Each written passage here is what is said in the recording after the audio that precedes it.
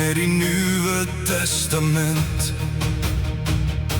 Sommige die hele woord wat God gestuur het.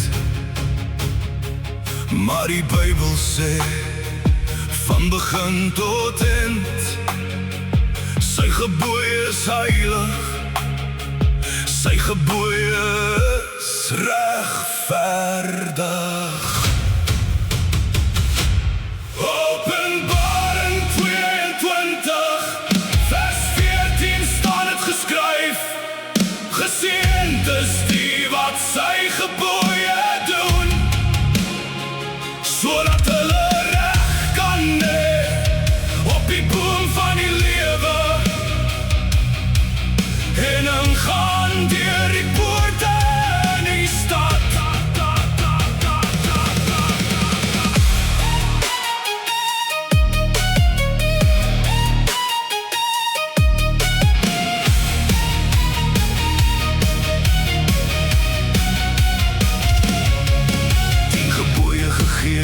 Op die berg Sinaï, nie net vir die Jode, maar vir elke mens. Die Sabbat is die 4de gebod, heilig van die begin af. Die 7de dag, dit is 'n teken van God se heiligheid en rus. Openbaring 22, vers 14 staan het geskryf, geseënd is die wat sy gebooie doen, sodat hulle reg kan hê op die boom van die lewe, en ingaan deur die poorte die stad.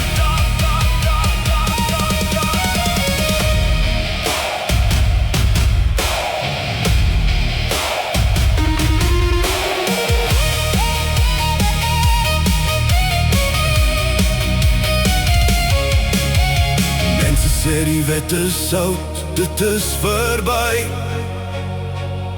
maar Yeshua self het gesê, hy het dit nie kom vernietig nie. Die hemel en aarde sal vergaan eers, maar sy woord bly. Elke jota, elke titel, dit is die waarheid vry.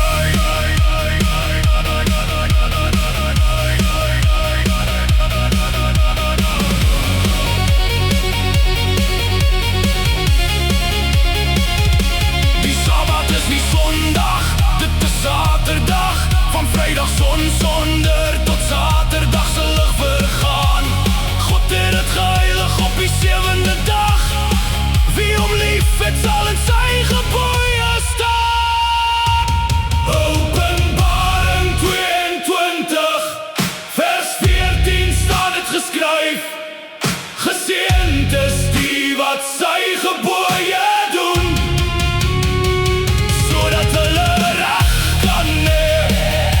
die boom van die lewe, kom terug na sy wet, dit is die lewenspad.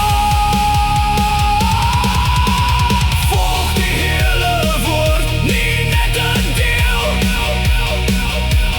sy gebooie en geloof, dit is die doel. Die ewige lewe, wag vir die wat deel, in hom bly en sy heilige gebooie doen.